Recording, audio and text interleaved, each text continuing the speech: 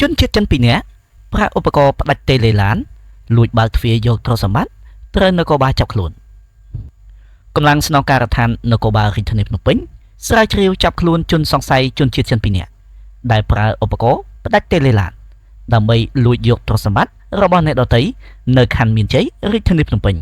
ជនសង្ស័យបានប្រើប្រាស់ឧបករណ៍ម្យ៉ាងសម្រាប់បញ្ជាផ្ដាច់សេវានិងផ្ដាច់តេឡេរថយន្តរបស់អ្នកដទៃដើម្បីលួចបើកទ្វារយកទ្រព្យសម្បត្តិដោយមិនត្រូវប្រើពេលយូរក្នុងការកោះទ្វារឬវាយបំបែកកញ្ចក់ឡាននោះឡើយរបាយការណ៍របស់ស្នងការនគរបាលរាជធានីភ្នំពេញបានបញ្ជាក់ថាជនសង្ស័យទាំងពីរនាក់ត្រូវបានចាប់ខ្លួននៅថ្ងៃទី21ខែឧសភាឆ្នាំ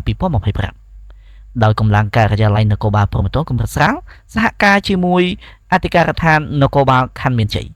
ក្រោមការបញ្ជារបស់លោកឧត្តមសេនីយ៍ឯកជួននរិនជនសង្ស័យជនជាតិចិនទាំងពីរនាក់រួមមានឈ្មោះលៀងជីងដៃអានឆ្នាំកំណើត1987និងឈ្មោះលៀងហៅមីនឆ្នាំកំណើត1980ពួកគេបានធ្វើសកម្មភាពបើកទ្វាររថយន្តលួចសម្ភារៈនិងអាវុធខ្លីចំនួន1ដើមប្រព្រឹត្តនៅចំណុចចំណតរថយន្តក្នុងផ្សារទំនើបអ៊ីអនមានជ័យសង្កាត់ចាក់អង្រែក្រោមខណ្ឌមានជ័យរាជធានីភ្នំពេញកាលពីថ្ងៃទី17នៅថ្ងៃទី18ខែឧសភាឆ្នាំ